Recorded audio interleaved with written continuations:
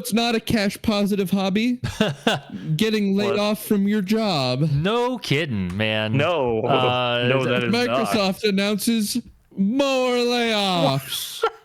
It doesn't Super stop. Layoff cast continues. It doesn't stop, man. Doesn't stop. Their plan here was it's the continuation of a mass layoff plan to get rid of around 10,000 employees. Jesus. And it looks like they have like something like 6,840 to go. So And we don't know where in Microsoft.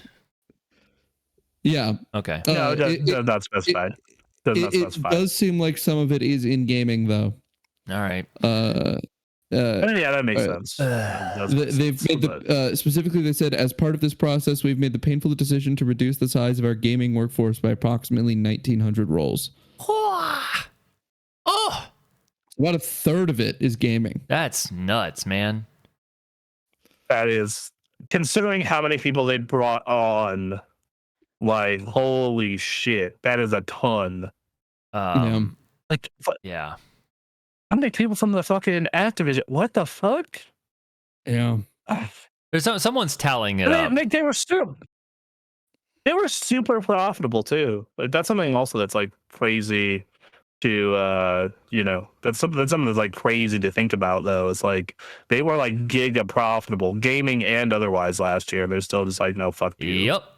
I think they've also hired like a lot of like game studio apparatuses though that they've then crippled. Like, I mean, yes. I feel like a lot of these layoffs are probably in teams that they purchased and then went, all right, sit there and do nothing, and we're going to cancel all your projects. And then, they're going, somehow these guys stopped making as much money as we expected, and now they're laying them off. Yeah, I don't know. Like I don't know what they're doing over there, to be honest. Like, if the one bit of positive news that had been coming out of Xbox was like they were finally starting to get their games plan rolling out after however many years. Yeah, and they just got like a bunch of good games out in a row. Yep. Oh my. Okay, sure. You know what? And is what it is. Microsoft's going to just continue to Microsoft. That's what it does. Yeah. Ever since Oblivion came out, I have been on a big Elder Scrolls kick in general, watching a lot of stuff about it. And it baffles me that Microsoft now owns the Elder Scrolls, and they are just kind of okay with the fact that they've let Bethesda make no Elder Scrolls game for like over a decade. Yeah, they're making Starfield because they thought Starfield was going to be the next big thing. Yeah. Yeah, but 13 they were wrong, but... years. Yep. It's been so long. But they put other hits out in between, though. So, like, I don't like Fallout 4, but it was a big hit. A lot of money, that was only 4 years out. And that was only 4 years after. And then, they put out, this was a terrible game, but it's apparently decent now. 4 or 5 years after that, they put out Fallout 76. Mm-hmm. And then, I think, what was the... Starfield came out, 2023? That sounds right. Yeah, 2023. So it's like that. It's not like they're not putting out fucking games, and the only game that's such a valuable IP to leave desolate. So, like, well, no, yeah, they are working on it though. They are working as far as we know, they are working on it. We have seen very, very, very, very little, but they are working on it. We've seen a sweeping shot of a landscape. Yes. And they've had someone working on their own Sky Oblivion, and then they had people working on like Redfall. Well, that's not Bethesda. I know. So remember, their publisher structure is stupid because they have ZeniMax, which owns them, and then they have Bethesda, the publisher, and then they have Bethesda, the developer. So Bethesda, the developer, they've been on a decent clip as far as release timing goes. Like They've Fallout stopped putting out good 76. games. I mean, yeah, Fallout 76 came out. They've been putting out a game about every 5 years or so, on average. So it's like, assuming that Starfield's DLC got done and wrapped up, last year, we'll probably see Elder Scrolls in like 2030, 2029. There was a leaked release plan document during COVID from Bethesda that but that turned out to be wrong for a lot of reasons. But well, it turned out to be wrong because of COVID. And everything on that list seemingly got shifted. I think it was 2 years. And so the most recent confirmation is that following with the other items on that list being released with a 2-year time shift, Oblivion Remake has been released also on a 2-year time shift of that original schedule. So the implication from that is that we won't see Elder Scrolls 6 until 2028. So I actually just pulled that up. It's from the leaked roadmap. It says 2028, right? Or it says 2026, so the 2-year shift would be 2028. No, it says fiscal year 2024. It was supposed to be is when it was supposed to come out. So it's supposed to come out next year, but it also says that Oblivion Remaster is supposed to be fiscal year 2022. Came out 3 years later. Okay, so I think all of these, not 2. I think all of these are probably up or wrong at this point. I'm also going to assume Project Hibiki was something related to what's it called? The people that made Hi-Fi Rush. I forget their name. But yeah, the Hi-Fi Rush people. So most of the stuff on this list did come out. Doom Eternal and DLC, Deathloop, Elder Scrolls, online stuff, Starfield. Starfield was come out in 2021. So it got pushed 2 years. So, and there has been a lot of teasing of Fallout 3 Remastered. That's on this list. Dishonored 3, we'll see. I don't know. I don't have faith at all in Bethesda anymore. Yeah. Like whatsoever. I think that their best days are behind them. I know I've talked about this on the show too, because this Oblivion remake's actually great. And yeah, but that's not them. That's Virtuous.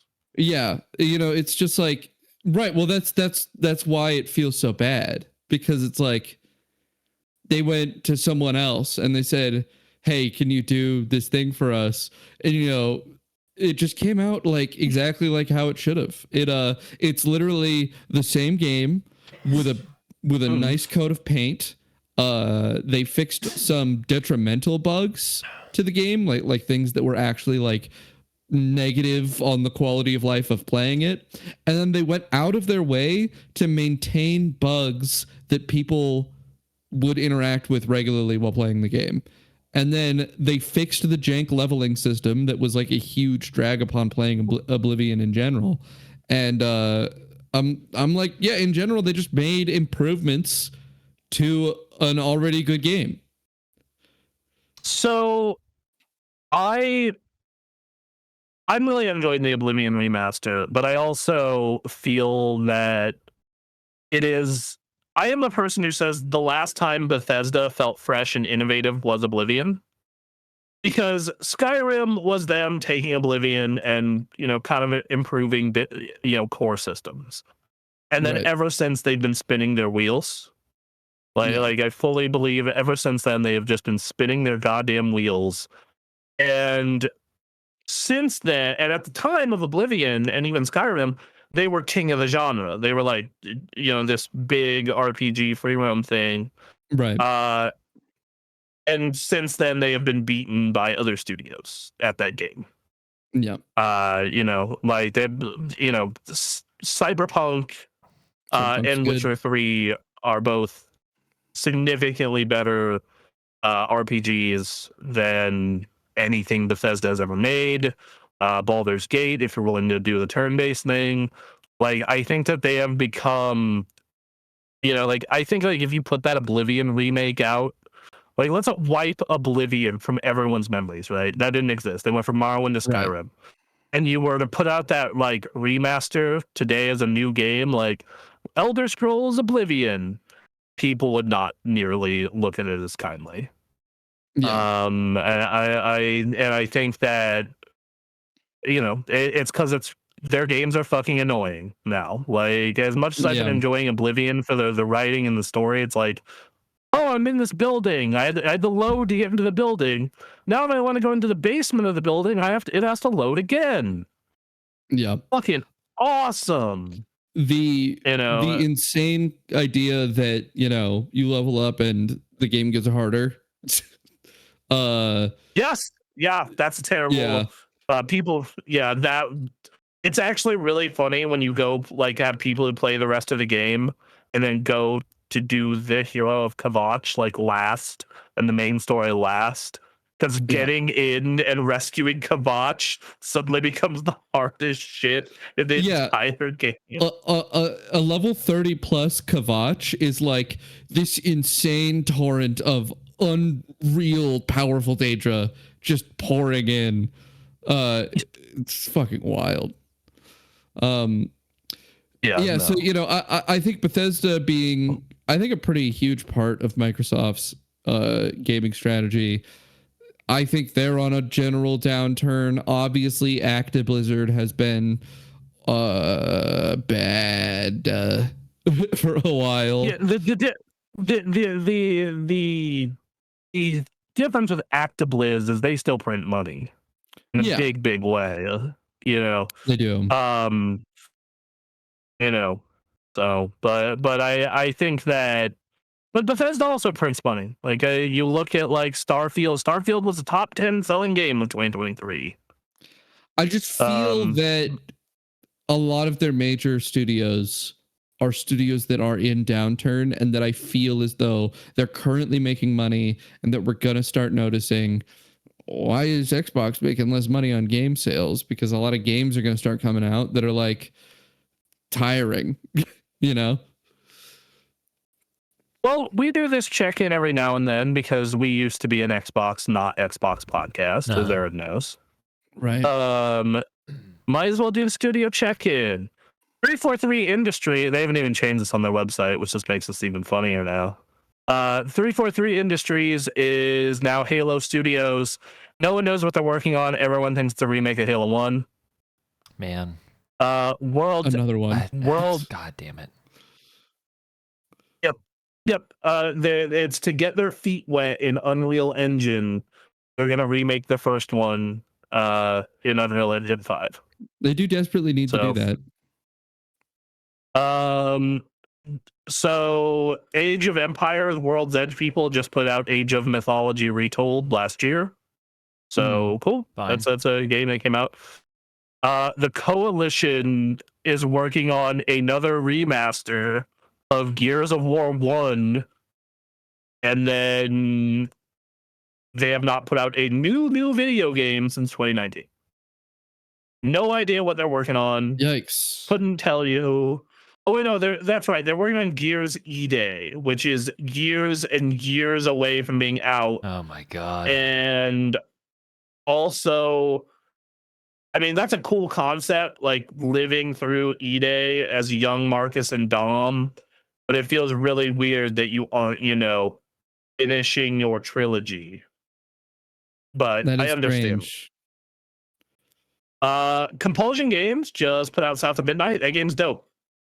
That game's really dope. And they also put out We Happy Few not that long ago. But yeah, I love South of Midnight. I think that game is going to be one of those underrated gems like Alice Madness Returns, where a bunch of people get to it years later, and I'm going to be yelling, "I told you, fuckers!" So, like, has the gameplay been getting better? Say Southern. yes, because they give you more stuff to play with. Okay. That said, and the platforming gets a lot better. Good. But by the time I got through that last boss fight, I was like, I am so done with this game's combat. It Ah, is bummer. not that interesting. Like, it gets better, Okay. but like, so you can weave stuff together. So like, you can, no pun intended, because you're a weaver. So you can like mind control a dude and then have him attack another guy, and then while he's doing that, you can like stun the other guy. So it's just you and the mind controlled guy just wailing on him. All right. But I don't know. I don't think the enemies are all that interesting outside of the boss fights. I think like that's my biggest problem with the game is I don't think the enemies are interesting. Your kit doesn't get interesting till later in the game, and even then, it's not great. But I'm gonna be real. Everything else about that game is so fucking good that I didn't really give a shit. Wow. Like I got to the end. It was, and like I had a great time. The music is spectacular. Ooh. Holy shit! And each boss gets its own like theme song. Nice. And also, it's just a very unique setting, like Gothic South, man. That sounds great. Yeah, Like it's fucking cool. Yeah, like I was not sold during the first 2 chapters. There's 14 chapters. I was not sold during the first 2. The third chapter, where you do your first boss with boss specific theme folk music, is when I was just like, oh, that was really fucking cool. And then more of that started showing up, and it gets better and better the more you go through it, and I was having a fucking great time. Cool. So I can't say enough things about Compulsion Games, and I have loved 2 out of the 3 games they made. They also made Contrast, which was a PS4 launch title that I loved the living shit out of. Interesting. So, all right. Yep. Double Fine, guys. It's been 4 years since Psychonauts 2. Please put out a video game or a trailer. Please for a video make game. a game or tell us you're alive. Yeah, I don't, and I go look at Tim Schafer's Blue Sky, and that's just nothing. It's personal Blue Sky. Yep. Interesting. What's going on? Just like nothing. And then same thing with the like the Double Fine Twitter. They're like, here's some concept art we did, and I'm like, that's cool. Oh, you should, man. that's. I like Psychonauts concept art, but I would like a new game of some kind, Right. please. So yeah, the initiative is still working on Perfect Dark. Right. Somewhere. They've been working on Perfect Dark for 5 years. No, Probably 7 can't see years. very They've been well. working on Perfect Dark. It's very dark, apparently. It's very dark. It's perfectly dark, in fact. In Exile put out Wasteland 3 like a couple years ago. I'm not gonna bang on them too hard. And they just put out a trailer last year for Clockwork Revolution. And that game looked cool, so alright, that's fine. They're not bad. Mojang prints money forever. Yep. Yeah, the infinity dollar generator. Yep. Ninja Theory just put out Hellblade 2. I would love for them to go talk to Sony about letting them use the Heavenly Sword license. But, Right. Probably never going to happen. No. Obsidian has been a real like breadwinner for them. They just put out Avowed. They put out Pentiment. They put out Pentiment and Grounded like 2 and 3 years ago. And then apparently Outer Worlds 2 is going to be out soon. Interesting. It's supposed to be out, right? Yeah. What? Yeah, like it's so the Xbox has their game showcase on June 8th, which we'll be doing our yearly watch and react to. It's gonna be a fun time, everybody, as you know. And they're doing, and after the showcase, they're doing an Outer Worlds 2 direct. So I imagine that's this year because their post direct game is always a game that's this holiday. So good on Obsidian for getting shit out there. Yeah. It's all been pretty good. Yeah. You know what my long shot is that they need to buy? They got to buy Roblox. They got to buy Roblox. They bought Minecraft. They gotta fill out the other side of the games children play, duopoly. I don't know how Microsoft feels about spending more money on video games right now. I think Microsoft, after buying ActiveBliz, is like, we cannot do this. No, thank you. Remember, 2 million concurrent players on one Roblox game. Yeah. No, there's a lot of potential. I don't think Microsoft's interested despite the potential. Yeah. So, Play Your Own Games still working on Fable. That got delayed to next year. Okay. Yeah. So that's fine. We love delays. Do it. Make a good Fable game. I have no. How long's that been in development? At least since 2021. Okay. At least 4 years. That's a lot. That's a lot, but it's still reasonable. Because Forza Horizon 5 came out in 2021. So, Rare, which, funny enough, Rare was voted one of the best places to work in the UK in 2024. Nice. Interesting. So, they're still doing Sea of Thieves DLC and Sea of Thieves stuff. That's the last time I played. Yep, that's a big money printer for them. I personally last played whenever that Monkey Island expansion came out. Yeah, I think we streamed that. Was us checking that out. We streamed like the first 2 or 4 parts. I eventually want to go back and finish it. Yeah, I have not played that game since launch. So man, it's a lot better than it was at launch. So much better. It's so good now. One of my favorite bits of that Monkey Island part, though, is when I had to get Parker gather items for us because we had to make something in the kitchen, and one of the items was a literal red herring. Incredible. With the fish. Yep.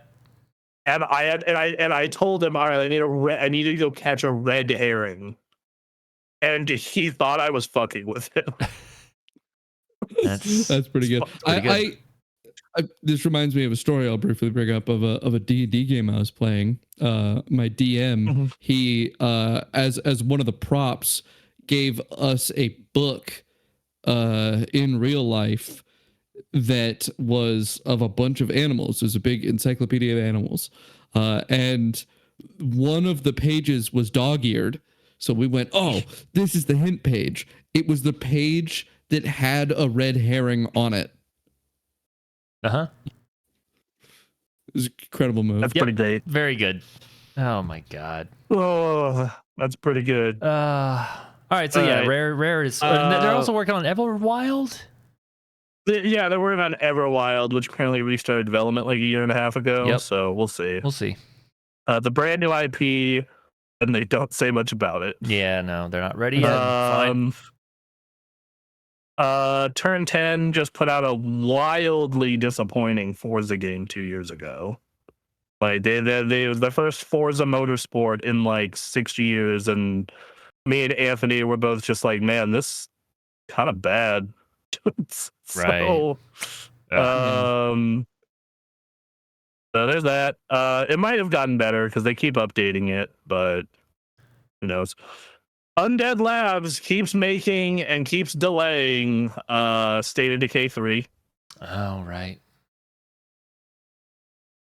All right. Bethesda, they shut down Alpha Dog Games. They don't exist no more. Okay. Tango Gameworks got bought by someone. Yep. As for and I think Roundhouse is the other one that got shut down. Bethesda is working on Elder Scrolls 6 finally. That's what they're working on. Finally. Yep. So there you go. They finished the Starfield DLC. But so sorry, were you gonna say something? The thing that is probably in everyone's minds, which we kind of briefly got close to touching on earlier in this very conversation, is like, man, they came out with Starfield. They pulled people off Redfall to and probably other studios to try and get Starfield out the door. And then it was in that same formula, but applied to some sci-fi, setting, and just was not inspiring and just not what it needed to be. Didn't make the money. I don't have faith that that's going to be a good video game. I just think it's going to exist. I guess my question is like, okay, if they pull off like the art well enough and they do good writing, like the fact that it's going to be Skyrim again, is that going to be a problem for people who are Elder Scrolls fans? No. I think for Elder Scrolls psychos, no. I do think for the normies that buy those games, probably a little bit, because they're starting to stall out a little bit. I think that and then you have people who are not super tuned in but into games. Like my girlfriend will play it and be like, "Wow, Cyberpunk is still way better than this," and so is all these other games. And it's like, oh, well, okay. So I think there'll be a level of disappointment. I know a lot of people that just play Skyrim. Yeah. Yeah. Like they don't even play games very much. They play Skyrim though. Mm-hmm. I've met 4 or 5 people that are like that. Mm-hmm. They don't even. Some of them don't even mod Skyrim. They just play it. And they get really into role playing a character. There's a giant community still around just Skyrim. I think if you made Skyrim, but it's in a new place, it's prettier, and it's just got better animations for its combat, people will go fucking crazy for it. Yeah, so we'll see what they have. They've shown nothing, but hopefully at some point in this development process, they decided we should improve some things somewhat. You would hope. No, ZeniMax Online even more. Stop. ZeniMax Online is apparently working on more ESO stuff, but they are calling it a brand new AAA IP. And a lot of people are thinking it's an MMO. Ooh. And that's it. Is from ZeniMax Online. Yeah, I mean, ESO has been good for them. So if they, it's just about what's the IP? What is it? I want to know. I don't know if it's still the case. I know ESO was briefly Japan's #1 MMO. Oh, God. Oh no, that's Final Fantasy now. That's gotta be now. Yeah. Yeah. So I'm looking it up. then we have Phantasy Star Online 2. Sure. That makes sense. Then we have Indiana Jones and the Great Circle from Machine Games. Just came out last December. Yeah, that's an amazing video game. That was well worth the 5-year, almost 6-year wait from them for a new game. Mm-hmm. I cannot say enough good things about that fucking Indiana Jones game. So yeah, good on them for that. Arcane. This one's interesting. So you had 2 Arcanes. You had the one that made Redfall, and then the one that made Deathloop. And the one that made Redfall got shut down. The one that made Deathloop is now making Marvel's Blade. Oh man. Okay. That might be interesting. Yeah. That could be cool. I think if the Dishonored / Deathloop people have got a hold of Blade, that could be really fucking awesome. Yeah. Also, I like to think that somebody in that studio is really just super into vampires, judging by doing Redfall and then Blade. Yeah. Look, there's untapped potential. We have Nosferatu coming out. I have not seen Sinners, but it seems vampire adjacent. Makes me think of 30 Days of Night a little bit. Look, man, people like the vampires. They do. Finally, before we get to Activision, we have id. We've just put out Doom: The Dark Ages. They're doing Doom. Do not touch them. Let them do their thing. The new Doom. I got about a fourth of the way through that game, almost a fourth of it. This weekend as well, when I was stranded on a couch during carpet cleaning. And that game is fucking sick. Super good. Not surprised. All right. They're doing a good job. I look forward to in 5 years when we get Doom something else. Although I do feel that like I'm playing this new one and I'm just like, okay, this kind of feels like the Saints Row 4 point of I don't think you all have anywhere else to go. Right. Okay, Activision. They make Call of Duty and they make Tony Hawk. They got a new Tony Hawk. It's from Iron Galaxy. Yeah. They got a new Black Ops 6 was good. In my opinion, it was the best one in about 3 years. That's what I got to say about that. That's right. Activision. They print money. Okay. Blizzard. WoW is the best, like at least the best performing MMO in the MMO space right now.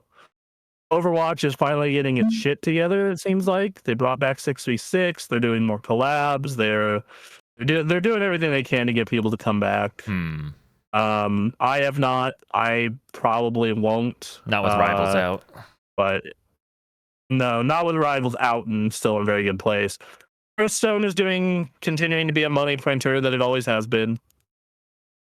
It is the digital Magic the Gathering that ruins people's lives. Diablo 4 is still a money printer. They just had a collab with Berserk. Oh wow. They did? Yeah. Yep. Berserk themed cosmetics. Huh. Okay.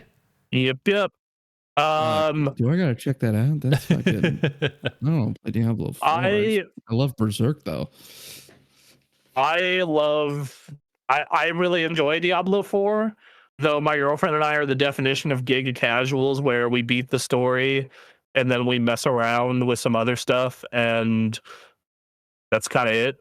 Sure. That's kind of our thing. Like we'll do like 1 week of playing endgame and then stop.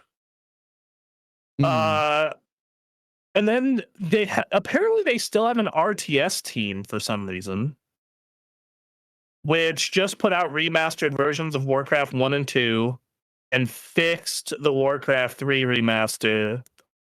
And those were all pretty good. I played those last year. And so like Blizzard's actually doing okay. The one that actually kind of makes me mad is I don't know what they're doing with Heroes of the Storm. Like they stopped development on it, but they're still doing patch notes and balance patches to it. And then they also have done a thing where if you have Game Pass, you get a bunch of free heroes. And I'm just like, are you trying to bring it back? Are you bringing it back? Please? I wonder if someone has finagled their way and be like, keep me on as the Heroes of the Storm person.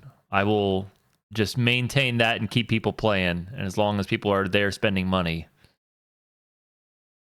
I like the idea of some guy high up at Microsoft really likes Heroes of the Storm, and he was pissed that new content stopped for it other than balance patches, and it's just like, I'm gonna bring it back. I'm gonna bring it fucking back, dog. I'm gonna fucking. I'm just like, yeah. So I, out of curiosity during the story, I've looked up what the #1 MMO right now is. Okay. What is it? You will never guess. I thought it used to be WoW. Black Desert Online. Used to be WoW. Not even close. Not even a little close. Dang. It's Dungeon Fighter Online. Oh yeah. Oh wow. I forgot about that one. That game is one of the most profitable games of all time. Interesting. That's a phone game, right? Is that on phone? Yeah, it's on phones and computers. That's why. All right. Okay, yep. Yeah. Sorry, I filter phone games in their own universe. I apologize. It was a PC game. It got a phone. Like you could play it on phone now, but it's a PC game. Right, but I am saying that the player count when you put something on phone just explodes. Like crazy. This game has made $22 billion. Yeah, that does. Yeah, no, that does not surprise me. It's one of like a couple existing games that has done that. Yeah, so I think that you're looking at the phone player base there as well. It's a big part of why like Genshin and Honkai and whatnot have really exploded, is because they have really good mobile versions. You know? You know what's crazy? When considering how much money Dungeon Fighter Online has made, the point of comparison is not another video game. Right. It is other media franchises in general, and it ranks just above Cars. Just above Cars, just below Transformers. And all right, so I got to know, if you were to look at MMOs that are not on mobile, what is number one? I got to know now. It's World of Warcraft. Okay, that makes sense. It's World of Warcraft. Then you've got Final Fantasy 14. I believe the next one is old school RuneScape when it comes to profitability. Huh. Yeah, that doesn't surprise me at all. But yeah, that makes sense. A big part of that is that old school RuneScape got introduced on phones. There you go. Wow. And in particular, old school RuneScape. I mean, I'm sure with our possible discuss new podcast layout that I'll bring this up at some point. But old school RuneScape is making a lot of money over the fact that RuneScape Gold is like the perfect prison currency and is currently the world's most popular prison currency. Yes. Bronson, you told me about this. I regret our potential changes coming up, because this means we are going to see a lot more old school RuneScape. You are. I will tell you about leagues when it happens. Looking forward to it. Yeah. Yeah, that means, you know what? That means in 2026, when World of Warcraft Midnight comes out, oh boy. Oh, weekly. I'm going to get to do... Yep. Oh, yeah. Weekly there you updates. That's funny. Yeah. Yep. All right. Well, yeah. Are there any more studios, Bronson? I want to make sure we covered it completely. That's all of them. Okay. That's all of them. So it's kind of mixed, but it's kind of fucked. These layoffs are happening right as things are getting back on track, basically. Yeah. Yeah. Yep. So I wish the best of luck to the people that got laid off. Hopefully they find more solid footing than at Microsoft, because, man. You know, it's much more deeply tragic than layoffs. Like, sure, you guys lost your jobs. And it's horrible, you lost income. You're not able to do the thing that you wanted to do. You know what's much worse? Tekken 8's not going to have a Waffle House in it. What the hell? Damn it! Yeah. Damn it! This next Waffle story, House, take this calls. You know Tekken why? 8 boss says he's tried to reach Waffle House for a crossover to no avail, which is, according to Harada, somewhat unusual. In most cases, when he has reached out for collaboration, he at least gets an answer, and the answer is no. Right. In this case, he's just not got an answer. Too busy fighting. Now, I know that there's a previous story where Harada tried to reach out to KFC to get the Colonel in Tekken for Tekken 7. I guess. And it didn't work. They just told him no. And they ended up getting Negan from The Walking Dead.